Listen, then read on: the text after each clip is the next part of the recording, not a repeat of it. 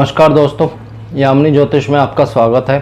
तो आज दोस्तों, जैसे कि मैंने आपको बताया था कि कुंडली मिलान की मेरी सीरीज़ है, वो मैं नहीं बना रहा हूँ क्योंकि ऑलरेडी उस पर एक मेरी वीडियो है जो कि सेम उसी की कॉपी ही थी जो मैं आज बनाना चाहता था। तो वहाँ जाके उसको देख सकते हैं। और कुंडली मिलान की सीरीज़ मेरी यहीं पे समाप्त हो रही है दोस्तों।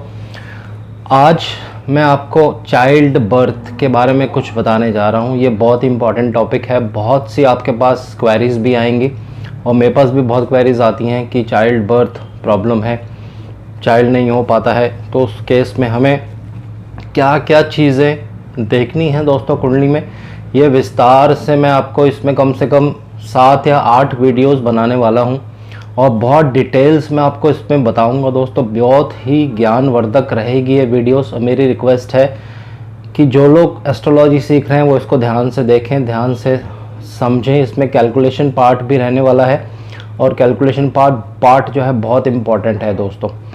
तो आइए वीडियो आरंभ करते हैं। ज़्यादा समय मैं आपका नहीं लूँगा। वीडियो आरंभ करने से पहले मैं बहुत बहुत धन्यवाद करना चाहता हूँ उन सबका जो लोग मेरे चैनल को सब्सक्राइब कर रहे हैं दोस्तों। बहुत बहुत धन्यवाद। चाइल्ड बर्थ देखिए, चाइल्ड बर्थ के लिए आपको 2-3 चीज़ें कुंडली में देखना बहुत ही ज़रूरी होती हैं और मैं एक एक करके आपको बता रहा हूँ। पहला होता है, जब आप किसी फीमेल की चार्ट देखते हैं या अगर आपके पास कोई कपल चार्ट दिखाने के लिए आता है, उनकी वाइफ का चार्ट आप पहले देखें। वहाँ पे आपको उनकी जो मेंसेस प्रॉब्लम होती है उसके ऊपर पहले फोकस करना है दोस्तों, क्योंकि ऋषि मुनियों ने एक प्रावधान दिया है दोस्तों कि स्त्री की जो कुंडली होती है उसमें क्षेत्र सफुट होता है।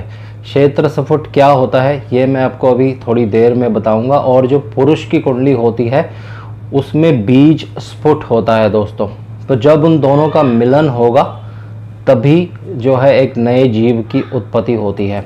अगर वो दोनों बीज और क्षेत्र स्फुट जो होता है अगर कुंडली में ख़राब होंगे, ख़राब जगह पे प्लेस्ड होंगे और उन पे एक मेलेफिक प्लैनेट्स के एस्पेक्ट होगा, तो आप देखेंगे लड़कियों की जो फीमेल की चार्ट की मैं बात कर रहा हूँ उनको मेंसेस की प्रॉब्लम होगी और एज अ रिज़ल्ट इलाज करवाने के बाद भी वो चीज़ ठीक नहीं हो पाती है। तो ये कुंडली में हल्का सा आपको देखने से आइडिया लग जाएगा। ये मैं डिटेल्स में अभी बता रहा हूँ। तो फीमेल चार्ट में सबसे पहले आपको क्या देखना है, चंद्रमा, मंगल और गुरुदेव। ये 3 प्लैनेट्स बहुत इंपॉर्टेंट होते हैं फीमेल चार्ट में।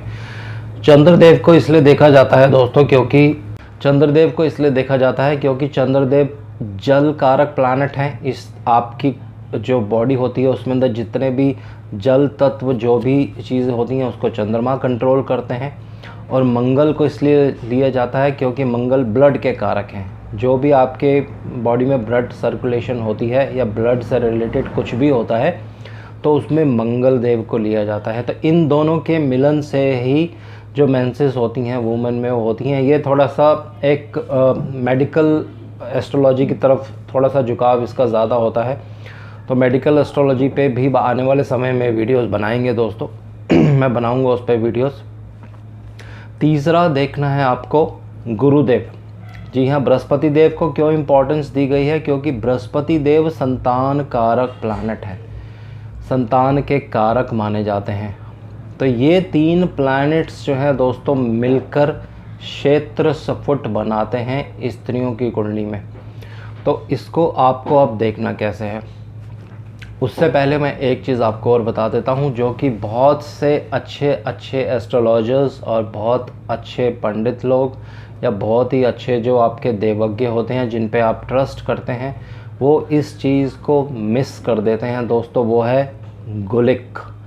जी हाँ, इस पे मैंने वीडियोस भी पहले बना रखी हैं और मैं कोशिश करूँगा कि उनके लिंक जो है मैं डिस्क्रिप्शन में इस बार शेयर कर दूँ। गुलिक एक बहुत ही इम्पॉर्टेंट प्लैनेट है दोस्तों और ये टाइम टू टाइम बहुत सी चीज़ों में अपना रोल प्ले करते हैं। और सबसे नेगेटिव या सबसे मेलेफिक प्लैनेट गुलिक माने जाते हैं वैदिक एस्ट्रोलॉजी में। ये आपके जीवन का हरण भी कर सकते हैं और आपको आकस्मिक नुकसान भी दे सकते हैं दोस्तों। जब भी चाइल्ड बर्थ का क्वेश्चन आता है और उसमें गुलिक की कुछ इन्वॉल्वमेंट हो जाती है तो आपने बहुत सी कुंडलियों में मैं आपको एग्जांपल्स बताऊंगा कि इलाज करने के बाद भी चाइल्ड बर्थ नहीं हो पाता है दोस्तों। तो सबसे पहले कैलकुलेशन पार्ट में मैं आपको ये बताने जा रहा हूँ कि फीमेल की कुंडली आपके पास आएगी तो उसमें आपको क्षेत्र सफुट कैसे निकालना है। क्षेत्र मतलब जहाँ पे एक वुमेन को ब्लेसिंग दी जाती है, वो कि नए जीव को वो जन्म दे सके, वो क्षेत्र सफुट कहाँ पड़ेगा उनके चार्ट में, कौन सी राशि में पड़ेगा और कौन से प्लैनेट्स उस पर दृष्टि डाल रहे हैं, ये यहाँ पे बहुत इम्पॉर्टेंट रोल प्ले करता है दोस्तों। तो उसमें आपको क्या करना है, 3 प्लैनेट्स चंद्रदेव, मंगलदेव और गुरुदेव, इनके जो स्पष्ट मान होते हैं, जो डिग्रीज होती हैं, स्पष्ट मान से मेरा मतलब आप समझ गए होंगे क्योंकि 2-3 वीडियो से मैं कैलकुलेशन आपको बता रहा हूँ। एक राशि पीछे से उसको हमेशा लेते हैं, तो उन तीनों को आपको ऐड कर देना है और ऐड करने के बाद जो आपके पास राशि आएगी उससे जो अगली राशि होती है उसमें क्षेत्र सफुट पड़ेगा और उसको आपको नमांश में भी देख लेना है कि ये क्षेत्र सफुट नमांश में कौन सी राशि में जाके पड़ रहा है दोस्तों। यहाँ पे मैं नमांश को भी साथ साथ आज पैरेलल ले रहा हूँ क्योंकि इसमें नमांश की भी बहुत इम्पोर्टेंस होती है। तो इस चार्ट को देखने के लिए आपके पास कुछ रेडी रेकनर्स होने चाहिए ज़रूर। उसमें नमांश चार्ट का रेडी रेकनर आपके पास होना चाहिए। अगर इतनी डिग्रीज और इतनी राशि पे कोई प्लैनेट है तो वो कौन से नमांश में जाएगा, ये आपके पास रेडी रेकनर्स होने चाहिए। ये लास्ट वीडियो में भी मैं आपको बताया था दोस्तों। तो थोड़ा सा मेरा सेटअप आज हल्का सा प्रॉब्लमेटिक है दोस्तों, थोड़ा सा आपको बेयर करना पड़ेगा। तो आइए एक एग्ज़ाम्पल मैं आपको देता हूँ जो मेरे पास है, और अभी थोड़े दिन पहले ही मैंने ये चार्ट देखा था और इसको मैं पूरा डिटेल्स चार्ट तो नहीं बताऊंगा क्योंकि कॉन्फिडेंशियल रहती हैं कुछ चीज़ें। तो सबसे पहले हम यहाँ लिखेंगे चंद्र का। देखिए जब मैं ये कैलकुलेशन पार्ट लिखूंगा तो मैं बोर्ड स्क्रीन पे जो वीडियो अपलोड करूंगा इसको फुल स्क्रीन पे कर दूंगा ताकि मेरा फेस नहीं दिखाई दे लेकिन आपको कैलकुलेशन पार्ट जो है वो क्लियर दिखाई दे। तो चंद्रमा थे दोस्तों इनके 5, 14 और 37, ये आप लिख सकते हैं। चंद्रमा इनके वर्गो राशि में है। सॉरी ये चंद्रमा नहीं है, ये मंगल है। इसको मुझे रब करना पड़ेगा तो मैं इसको हाथ से रब कर देता हूँ।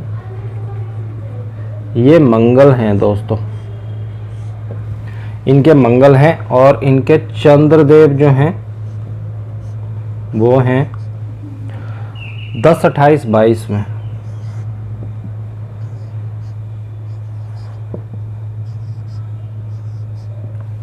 तो इनकी चंद्रमा की डिग्रीज यहाँ मैंने लिख दी हैं और इनके बृहस्पति देव की डिग्रीज भी मैं यहाँ लिख देता हूँ दोस्तों। बृहस्पति हैं इनके 3, 9 और 50। तो देखिए कैलकुलेशन जब आप करते हैं आपको हमेशा इस तरफ से स्टार्ट करना है और ये मैं ऊपर यहाँ लिख देता हूँ दोस्तों याद के लिए। 60 से ज़्यादा नहीं होगा, ये 30 से ज़्यादा नहीं होगा और ये 12 से ज़्यादा नहीं लिख सकते हैं। इसको आप याद रखिए प्लीज़, ये बहुत इम्पॉर्टेंट है, बहुत से लोग इसमें गलती कर देते हैं। तो इनको अब मैं टोटल करता हूँ जल्दी से, 9 और 109। देखिए आज मेरे घर में बहुत शोर है क्योंकि बहुत गेस्ट आए हुए हैं मेरे घर में, इसीलिए आज मेरा जो सेटअप है थोड़ा सा डिस्टर्बिंग है। 109 आएंगे तो इसका मतलब क्या है, आपको 60 में माइनस करना पड़ेगा। 60 से ज़्यादा हम नहीं लिख सकते हैं तो यहाँ पे 4 आ जाएगा दोस्तों, 49। तो ये देखिए यहाँ 49 आ गया। इस 60 को आपको क्या करना है, यहाँ पे आप इसको +1 कर देंगे दोस्तों। तो यहाँ पे फिर हम ऐड करते हैं, ये कितना आएगा, ये आएगा 52, 28 + 48 और ये सॉरी ये यहाँ ऐड नहीं होगा, ये यहाँ पे ऐड होगा सॉरी। तो यहाँ पे 52 आ जाता है टोटल दोस्तों। जो आप टोटल करेंगे तो 52 को 30 से हम माइनस कर देंगे 2 और 2, तो यहाँ 22 आ जाएगा। इस 30 का एक हमें यहाँ पे ऐड कर देना है तो ये आएगा 15, 18, 19 यहाँ हम लिख देंगे, -12 यहाँ लिख देंगे और ये आ जाएगा 7। तो इसका मतलब है इनका जो क्षेत्र सफुट पड़ेगा वो 8 नंबर साइन में पड़ेगा दोस्तों। तो ये देखिए, अब ये 8 नंबर साइन हमारे लिए बहुत इम्पॉर्टेंट है। और इसमें क्या है, मैं आपकी इनकी कुंडली जो है यहाँ पे नहीं बना रहा हूँ दोस्तों, क्योंकि कुछ ऑब्लिगेशंस हैं और कुंडली बनाना थोड़ा सा मेरे लिए यहाँ पे ठीक नहीं होगा। इनका 2 नंबर लगन है, मैं सिर्फ मैनुअली आपको बता रहा हूँ। इनका 2 नंबर लगन है, तो क्षेत्र सफुट जिसको आप कहते हैं वो 7th हाउस में आ जाएगा, जहाँ पे 8 नंबर राशि लिखी है दोस्तों। अब देखिए, इनकी कुंडली में 2 नंबर लगन है, तो तीसरे घर में 4 नंबर राशि आती है, वहाँ पे इनके बृहस्पति देव हैं दोस्तों। बृहस्पति देव इनकी कुंडली में एग्जॉल्टेड है, लेकिन जो इनके गुलिक हैं वो मीन राशि में है। तो अब देखिए, यहाँ पे एक लॉजिक है, बहुत समय पहले मैंने आपको ये लॉजिक बताया भी था, इसको कैसे आपको अप्लाई करना है। किसी प्लैनेट की राशि में जब कोई नेगेटिव प्लैनेट विराजमान होते हैं तो वो उस प्लैनेट को ख़राब कर देते हैं। ये रूल यहाँ एप्लीकेबल होगा। गुलिक गुरुदेव की राशि में होने की वजह से गुरुदेव को ख़राब कर देंगे दोस्तों, क्योंकि गुलिक एक बहुत ही डेंजरस प्लैनेट होते हैं, बहुत ही मेलेफिक प्लैनेट माने जाते हैं, सबसे ज़्यादा मेलेफिक प्लैनेट हैं गुलिक। तो बृहस्पति देव यहाँ ख़राब हो गए, और वो ख़राब बृहस्पति क्योंकि 2 नंबर के लिए ऑलरेडी फंक्शनल मेलेफिक होते हैं, 8 नंबर राशि पे अपनी दृष्टि डाल रहे हैं दोस्तों। तो देखिए, बृहस्पति देव जो कि एक शुभ प्लैनेट है, कैसे यहाँ पे ख़राब रिजल्ट दे देते हैं। तो इनका क्षेत्र संबंध, क्षेत्र सफुट जो है बुरी तरह से ध्वस्त हो जाता है। तो इस केस में इनको मेंसेस प्रॉब्लम है, मेंसेस नहीं हो रहे हैं, और इलाज करवाने के बाद भी ये स्वस्थ नहीं हो पा रही हैं। उसका क्या रीज़न है? ये जो डिग्रीज हैं दोस्तों, इसको जब आप नवांश में चेक करेंगे तो ये मकर नवांश में जाएगा, जो कि शनिदेव का नवांश है, और एक खराब मेलेफिक नवांश में जाने की वजह से इसकी जो अशुभता होती है वो और बढ़ जाती है। और नवांश में भी गुलिक हालांकि उनसे दूर हैं, लेकिन अगर नवांश में भी गुलिक उसी राशि में आ जाते हैं जहाँ पे 10 नंबर में अगर नवांश में भी गुलिक होंगे तो फिर ये बीमारी जो है ला इलाज हो जाती है। कई बार आपने ऐसा देखा होगा, बहुत सी ऐसी फीमेल्स होती हैं जो बीमार हो जाती हैं या उनको मेंसेस की प्रॉब्लम्स होती हैं, और वह इलाज करने के बाद भी ठीक नहीं हो पाती हैं। तो ये क्षेत्र सफुट है, आपको निकालना आना चाहिए दोस्तों। ये कैलकुलेशन है, और क्षेत्र सफुट कुंडली में, फीमेल की कुंडली में जहाँ पे भी जाएगा वहाँ पे शुभ प्लैनेट्स का प्रभाव होना चाहिए, मेलेफिक्स का प्रभाव नहीं होना चाहिए। किसी भी तरह से गुलिक का रिलेशन वहाँ नहीं होना चाहिए, ना ही लगन कुंडली में ना ही नवांश कुंडली में। अगर दोनों में से कहीं भी गुलिक का रिलेशन वहाँ पे आ गया तो आपको प्रॉब्लम 100% होगी दोस्तों। लेकिन ऐसा नहीं है कि प्रॉब्लम हो गई तो इसका इलाज नहीं होगा, उसके लिए कुछ प्रावधान हैं, वो मैं आपको बताने जा रहा हूँ। आपको इनके चार्ट मैंने यहाँ ड्रॉ नहीं किया है, आपको इनके चार्ट में 5th हाउस, 5th लॉर्ड और कारक गुरु देखने हैं, वो कहाँ प्लेस्ड हैं। देखिए, 5th हाउस, 5th लॉर्ड जो हैं इनके बुध देव बनेंगे। बुध देव भी इनकी कुंडली में पीड़ित हैं दोस्तों। 5th हाउस में मंगल और राहु दोनों एक साथ विराजमान हैं। तो देखिए, हाउस भी वीक हो गया और लॉर्ड भी वीक हो गए। 5th हाउस और 5th लॉर्ड दोनों वीक हो गए, और कारक बृहस्पति पहले से ही वीक हैं। इलाज सक्सेस होने के चांसेस तब होते हैं दोस्तों जब कारक बृहस्पति या 5th लॉर्ड उपचय भाव में विराजमान हो जाएं। उपचय भाव कौन से होते हैं? 3, 6, 10, 11। अगर उपचय भाव में विराजमान हो जाते हैं तो इलाज होने के बहुत चांसेस होते हैं, और इलाज में सक्सेस होने के भी बहुत ज़्यादा चांसेस होते हैं। ये एक तरह से आप एक रेमेडी की तरह भी इसको यूज़ कर सकते हैं। ये मैं आपको बताऊंगा प्रश्न कुंडली में, जब आपके सामने को प्रश्न आता है तो उसको कैसे आपको रेमेडी बतानी है। तो उपचय भाव में अगर इन कारक बृहस्पति होंगे तो इलाज हो पाएगा। उपचय भाव में कारक बृहस्पति नहीं होंगे तो इलाज करने के बाद भी कोई भी किसी तरह का सक्सेस नहीं मिलता है दोस्तों। इसी तरह से मेल की कुंडली है वो नेक्स्ट वीडियो में मैं आपको कैलकुलेशन पार्ट बताऊंगा, क्योंकि आज मेरे को लग रहा है ये वीडियो थोड़ी लंबी हो जाएगी। अगर मैं 2 कैलकुलेशंस एक साथ बताऊंगा तो बहुत सारे लोगों को कन्फ्यूज़न हो जाती है, तो इसको मैं यहीं एंड कर रहा हूँ। सेकंड वीडियो में आपको मैं बताऊंगा कि मेल कुंडली में आपको सूर्यदेव, शुक्रदेव और बृहस्पति देव, इन तीनों के स्पष्ट मान को जोड़ना है और उसमें एक बीज सफुट आ जाता है जो कि बहुत इंपॉर्टेंट होता है, जो आपकी स्पर्म्स या आपके शुक्राणु जिसको कहते हैं उनको रिलेट करते हैं।